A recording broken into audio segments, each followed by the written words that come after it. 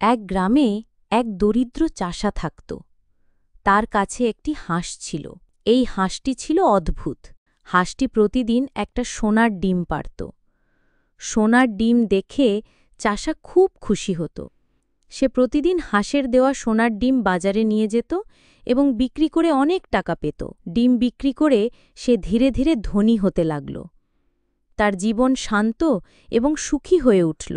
কিছুদিন পর চাষা ভাবল, এই হাঁস প্রতিদিন একটি করে ডিম দেয়। যদি আমি এখনই হাঁসটিকে মেরে ভেতরের সব সোনার ডিম পাই, তাহলে একসাথে অনেক ধন পাওয়া যাবে।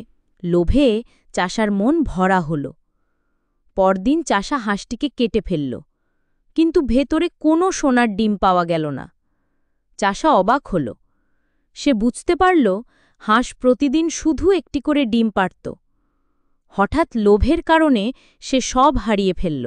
চাষা খুব দুঃখ পেল। হাঁস মরে যাওয়ায় তার আর কোনো সোনার ডিম পাবে না।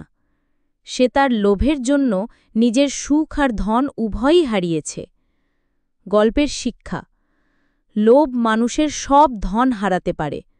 ধৈর্য ধরে অপেক্ষা করা এবং ধীরে ধীরে অর্জন করা সবসময় ভালো।